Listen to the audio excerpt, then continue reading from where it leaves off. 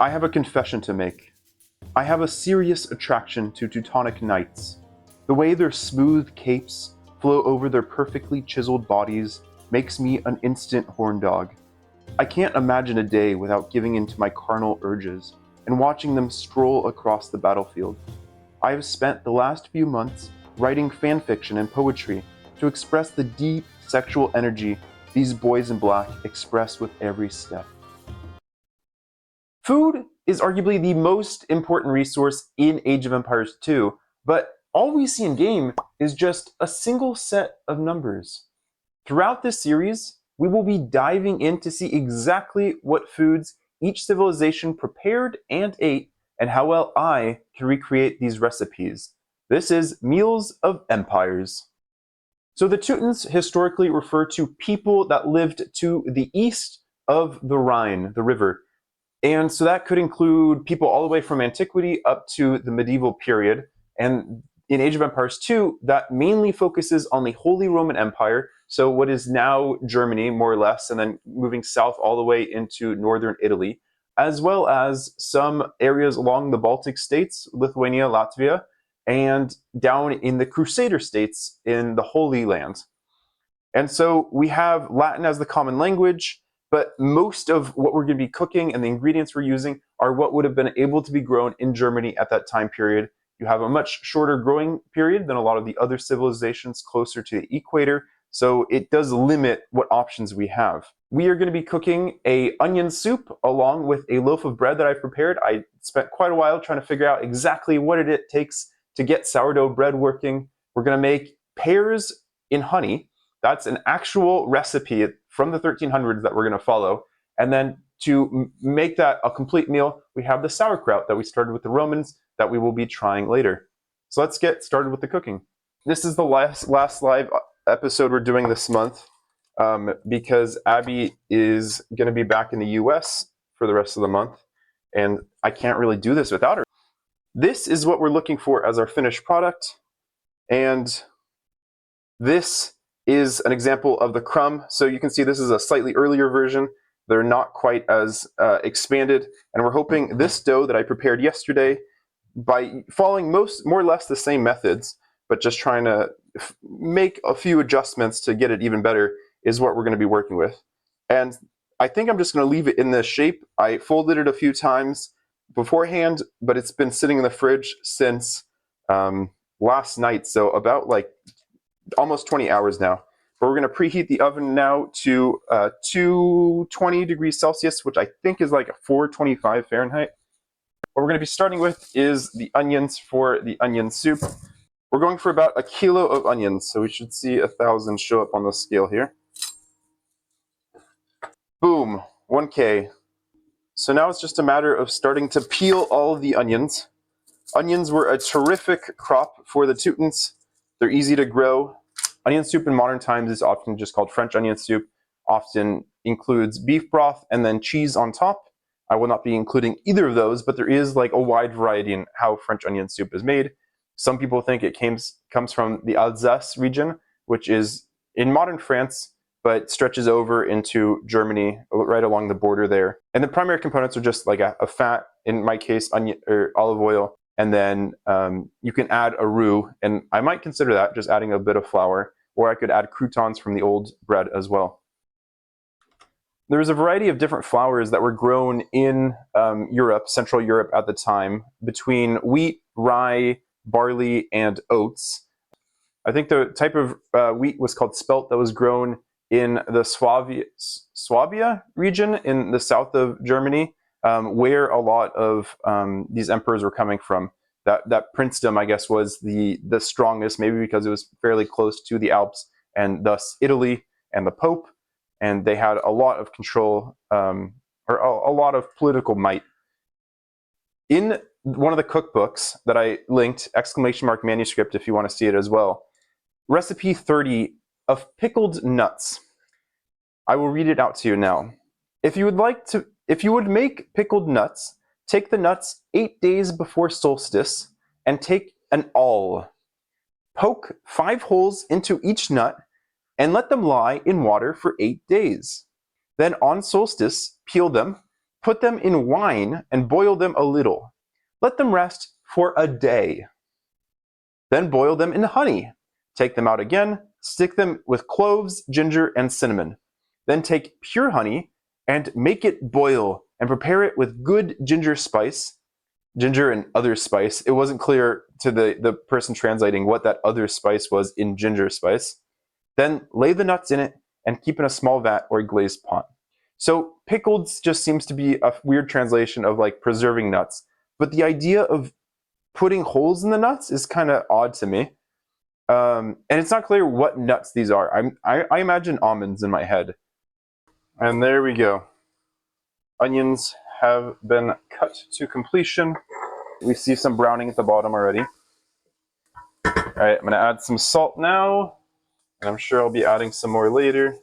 First trivia question. The Teutons are well known for their defensive structures.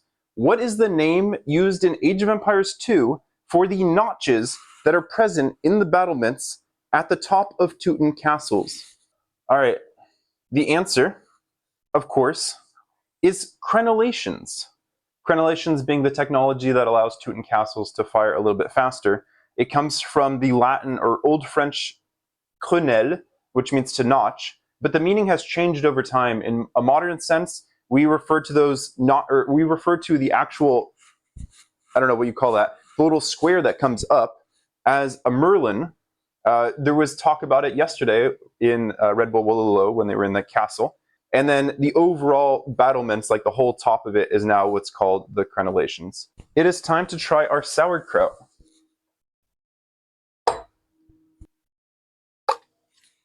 No hiss or anything. And it smells pretty mild. Yeah, it tastes exactly what it's supposed to. Just like a light sauerkraut. A little bit chewy, but not bad. So yeah, the sauerkraut works well for the Teutons because they have that limited growing period. They can kind of harvest the vegetables when they're fresh and then just preserve them so that they can be eaten whatever. Since so much of the Teuton diet was just bread and sausages, you end up having like no vitamin C or vitamin A, which are generally from plant sources. But by having sauerkraut or carrots or root vegetables or even onions have a decent amount of vitamin C. You can prevent yourself from having any really bad health issues like scurvy or something like that. Time to add some water. I think another half, or what is this? This is 2 cups so far, because 500 mils is about 2 cups. Another cup, and that looks good. And we just let that go for 2 hours now. The next part is the interesting part. It involves a recipe from the 1300s from a manuscript. You can do ! manuscript to see the translated versions. I got these like a few days ago. There's a few blemishes maybe. But what I'm going to do is peel them, and then I'm not going to try to pass them through a sieve. I'm just going to grind them down pretty well and then start boiling them in wine. And I'll read you out this manuscript. If you want to make a green dish of pears, wash the pears nicely and pound them finely. Pass them through a sieve with wine, boil them well, and add good honey and enough spices. If it is too thin, add ground breadcrumbs. If you put it into a pot, it will last for 4 to 6 weeks. It can be served hot or cold. Sprinkle it with sugar and cinnamon. And before we do that, I'm going to open this wine. We have a Congrade Valpolicella Ripasso. This is a wine from Verona in northern Italy, so would have been part of the Holy Roman Empire until the Lombard League kind of took over. Just the right amount of tannins for me. I'm usually a big tannin lover. A little bit of fruitiness, but no like obvious flavors. Just grape flavors.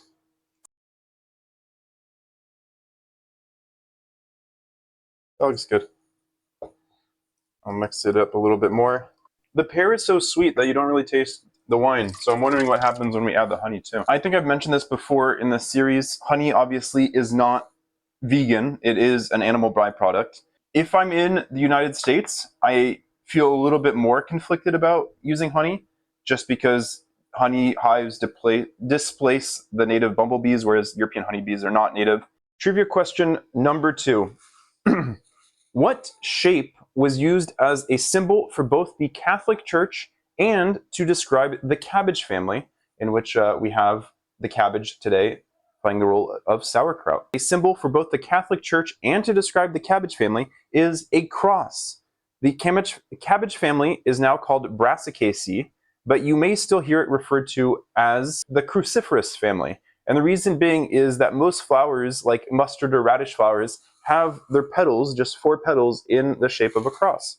And of course, the Catholic Church uses the cross plenty. And Teutonic knights were said to they had like strict guidelines on what they were able to wear, and they were supposed to just wear white with a black cross on it. How much honey do I want to use? I think we're going to go all the way down to the orange that's on this label. So maybe like using 100 milliliters. We're really trying to preserve this in honey. I'm give it a taste. I don't really know what to expect here.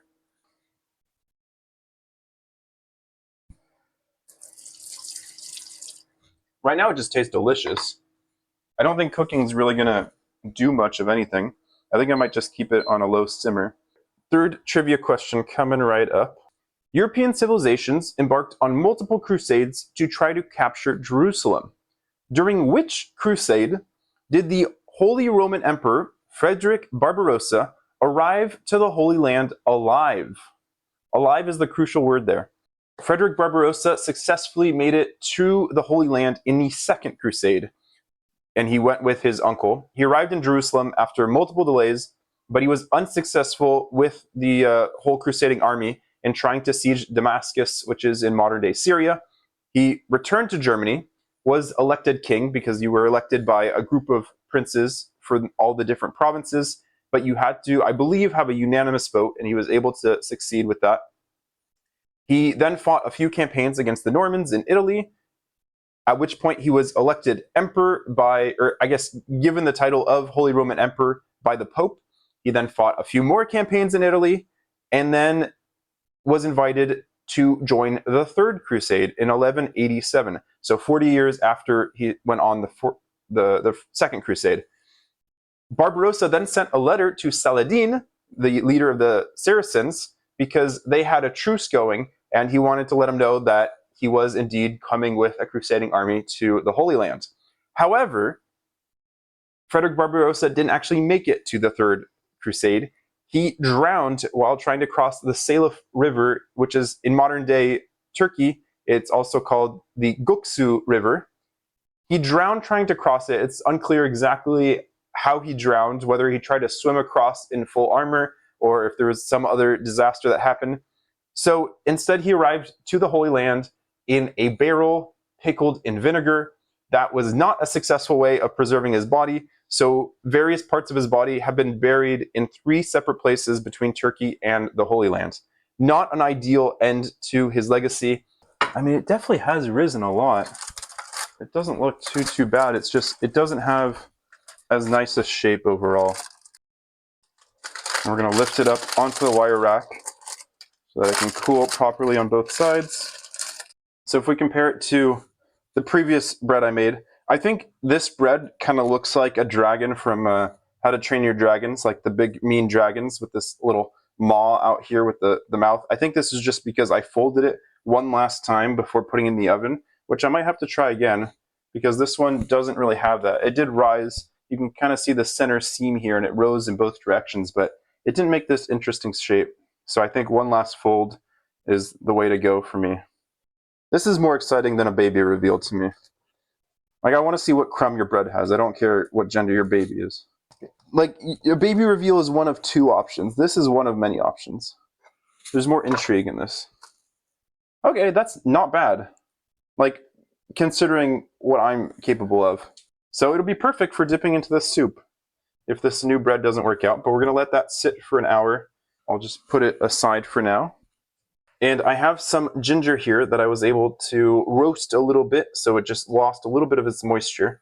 And I'm hoping that'll allow it to be cut up a little bit finer. So the recipe calls for ginger, cinnamon, and maybe some sugar if needed. I don't think sugar is going to be needed whatsoever after adding sweet pears and sweet honey. That's looking pretty good. All right, let's put it into our mixture here. We're adding some cinnamon, cannelle. I think I said about a teaspoon, which is about 1 gram. So that's what that is, more or less. Fourth trivia question. What civilizations in Age of Empires 2 did the Teutonic Order fight in Europe while attempting to spread Catholicism? The 3 civilizations that the Teutons were fighting in Europe are the Lithuanians, the Poles, and the Bohemians. And there were points where each of those 3 civilizations formed a common force to fight against the Teutonic Order's push of Catholicism. All 3 of those civilizations took a more agnostic approach to the whole topic of religion, where they didn't want to have a centralized religion. You ended up having the Hussite Wars, which were over that same concept. And then you also have like the concept of ironclad siege, which might have also arrived later than my cutoff of 1250, but had something to do with the really fortified siege equipment that was used alongside gunpowder, which is now represented in game by the Hussite wagon.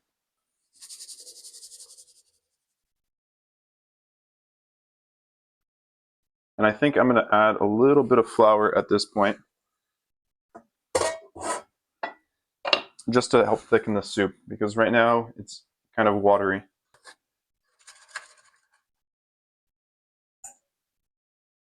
There we go. That works a lot better. As long as I'm mixing at the same time.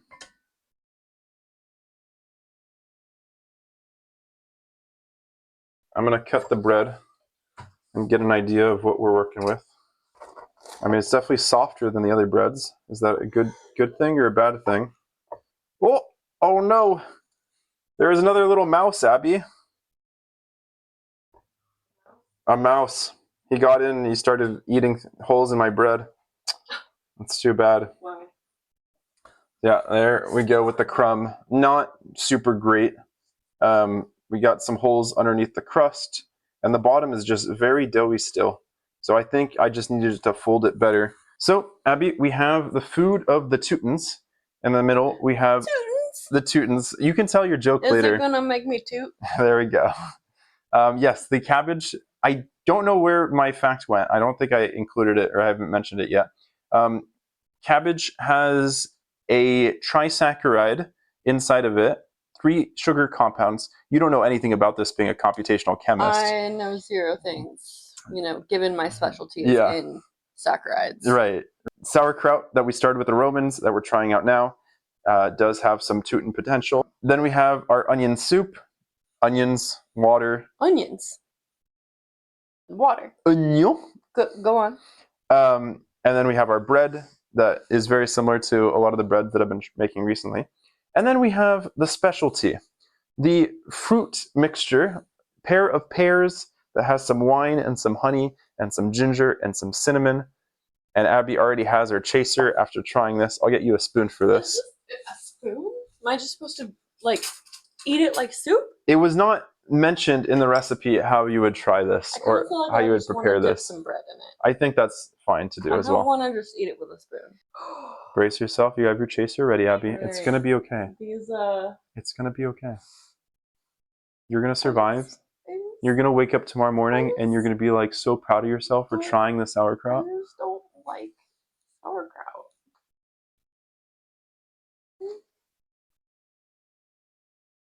Chaser? So I was mentioning earlier how a large portion of the Teuton diet was just meat and bread. And salt? A little bit of salt. It's not as salty as the carrots I made for the slabs, though. They just took a block of salt and just ground it like it was cheese onto their cabbage. Yeah. I mean, it's important for the salt or for the preserving process. Mm. And so I did mention in the Roman what your range of salt can be. Okay. Excellent. Yeah, absolutely. Moving on. Try the bread.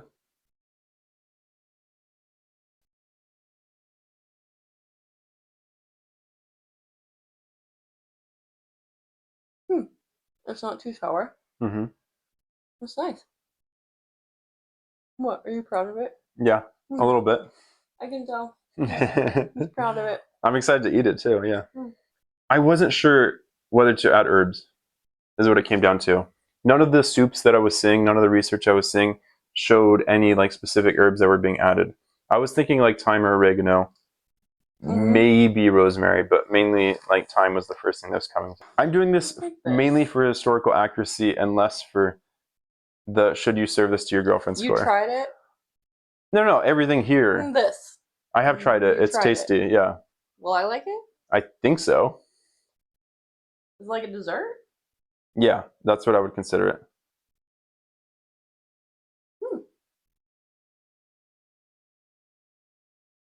Abby's a good chemist. She makes sure to smell everything before she puts it in her mouth. It's like Christmas. Yeah, because it's like mulled wine almost. And then there's cinnamon and ginger, which you'd have in like gingerbread. Execution rating. 8.5. 8.5. You already knew. You're set, ready. No. Okay.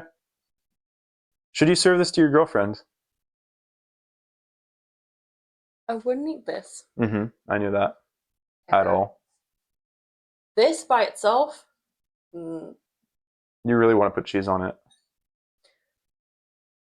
Or some more flavors? Yeah, it would benefit from cheese. 6? 7? 6? 6.5. 6.5. Okay. I was expecting you to go lower. Which is sad because I like it. But it's not where you want it to be. I would add more stuff. Yeah. So yeah, that's the Teutons. I think we covered everything we wanted to cover. Next week is the Aztecs. It's a pre-recorded episode, as in I've already recorded it, and it came out pretty good. That's all I'll say. And it is tamales. I'll see you in like a month for a live episode, but of course I'll be around for other things. I'll be in the comments and doing other activities until the next live episode of Meals of Empires. Take care.